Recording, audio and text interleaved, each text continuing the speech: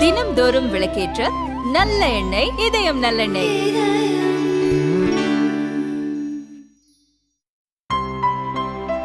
இனிமே கண்ணை மூடிட்டு கடலை எண்ணெய் வாங்கலாம். ஏன்னா மந்த்ரா கடலை எண்ணெய் இதயத்தின் தயாரிப்பு.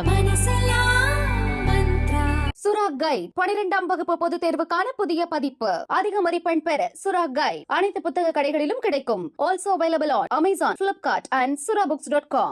முல்லை பெரியாற்றில் புதிய அணை கட்ட துடிக்கும் கேரள அரசை கண்டித்து மதுரை தமுக்கம் தலைமை தபால் நிலையம் முன்பாக விவசாயிகள் முற்றுகை போராட்டம் நடத்தினர். பல்வேறு விவசாய அமைப்புகள் பங்கேற்றன. புதிய அணை கட்டும் கேரள அரசின் அரசாணையை எரித்து விவசாயிகள் எதிர்ப்பு தெரிவித்தனர். கேரளாவின் விண்ணப்பத்தை மத்திய அரசு நிராகரிக்க வேண்டும் என விவசாயிகள் முழக்கமிட்டனர்.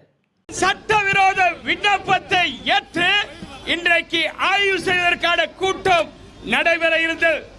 மதுரை மாநகரத்தை முற்றுகையிட விவசாயிகள் திரண்டு விட்டார்கள் என்பதால் இன்று காலை 10 மணிக்கு அந்த கூட்டத்தை மத்திய அரசு ரத்து செய்திருக்கிறது. ஆனால் அது நமக்கு வெற்றியாக தெரியலாம். ஆனால் மத்திய அரசு சுற்றுச்சூழல் அமைச்சகத்தின் மூலம் கேரள அரசுடைய புதிய அணை கட்டுமான விண்ணப்பம் முல்லை பெரியாறு உடைப்பதற்கான மறைமுக ஆதரவோடு அந்த விண்ணப்பத்தை ஏற்றுக்கொண்டிருப்பதை நாங்கள் அனுமதிக்க மாட்டோம். அந்த விண்ணப்பம் நிராகரிக்கிற வகையிலும் இந்த விண்ணப்பத்தை கைவிட்டு திட்டத்தை கைவிட்டு உச்ச நீதிமன்றத்தை அவமதிக்கும் செயலில் கேரள அரசு ஈடுபடுவதை கைவிட வேண்டும். மத்திய அரசு துணை போவதை கைவிட வேண்டும். தமிழ்நாடு அரசு தீவிரமாக சட்ட போராட்டம் நடத்த வேண்டும். கேரள அரசின் மீது நீதிமன்ற அவமதிப்பு நடவடிக்கை வழக்கை உடனடியாக தமிழ்நாடு அரசு தொடர வேண்டும். முதலமைச்சர் வாய்மூடி மௌனியாக இருக்கிறார்.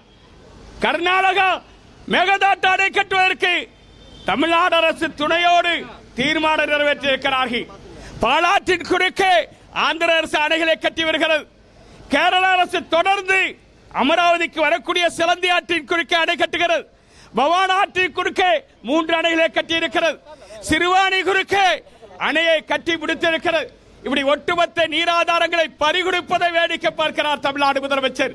இனி அனுமதிக்க முடியாது என்றுதான் இன்றைக்கு பாலாறு கொங்கு மண்டல நீர்ப்பாசன உரிமை மாநாடு இன்றைக்கு தென்மண்டலத்தில் இந்த முல்லை பெரியாறு பாசனத்தை பாதுகாப்பதற்காக பல்வேறு விவசாயிகளையும் விவசாய அமைப்புகளையும் ஒன்றுபடுத்தி வருகிறோம். தமிழ்நாடு அரசு தூங்குகிறது.